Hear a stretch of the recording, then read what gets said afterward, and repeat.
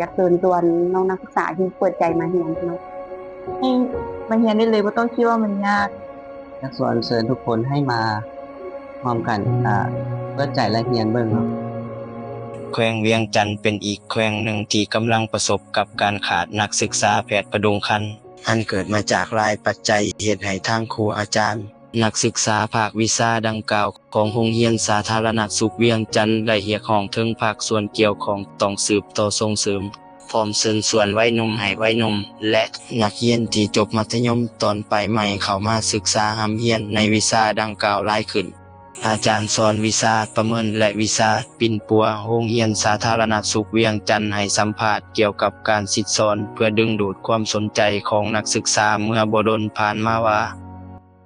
การเรียนของสมือนี้นะสังเกตมึงนักเรียนจะน้อยลงเรามีการสมเทียบก็คือสอนแบบใดเป็นแรงจูงใจให้นักเรียนอยากกระตุ้นมาเรียนก็คือเร่งใจจุดนั้นและอันสองก็คือถ้าเทียบใจสอนภาคที่ดีกับภาคปฏิบัติมันจะเป็นแบบใดก็ว่าให้เขาเจ้าละเอียดตอนที่เขาเจ้าเรียนเลยพอนักเรียนผู้ที่เขาเจ้าจะสนใจอีหลีแท้นะก็คือแม้แต่จุดเริ่มเข้าเรียนก็คือแม่นเอาใจใส่อีหลีเนาะจุดนี้แล้วก็ฝากถึงน้องนักศึกษาที่ว่าอยากเข้ามาห้ำเรียนลองมาเปิดใจลองเรียนเบิ่งว่ามันจะเป็นแบบใดที่งงยากบ่หรือว่าที่เรียนยากก็คือมาเบิ่งสภาพตัวจริงแต่คันถ้าเทียบใจบุคลากรตอนนี้ก็คือบุคลากรการแพทย์เฮาแม่นขาดเนาะก็อยากเชิญชวนน้องนักศึกษาที่เปิดใจมาเรียนเนาะขอเชิญชวนจุดนี้นักศึกษาปีหนึ่งให้สัมภาษณ์ว่าย้อนเกิดจากความมักแล้วก็ความตั้งใจตั้งแต่ตอนม.ปลาย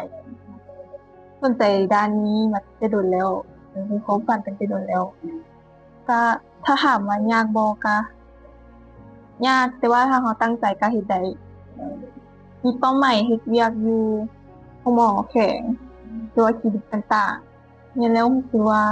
มีความสำคัญหลายในการช่วยเวียกงานสาธารณสุขฝากถึง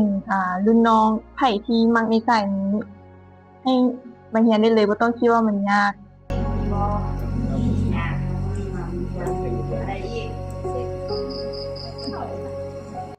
สายนี้มีความสำคัญก็คือเราได้ช่วยเหลือแล้วก็ให้สุขศึกษาแก่ประชาชนให้ความรู้กับเพิ่น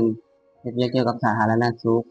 ทุกคนเนาะที่ว่าอาจว่ายังบ่ฮู้ว่าสิไปไสเนาะแต่ว่ายังลังเลอยู่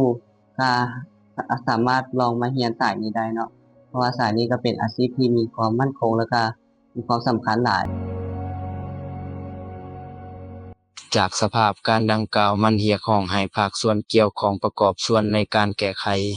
เพื่อสร้างบุคลากรพดุงคันออกรับใช้สังคมเพิ่มขึ้น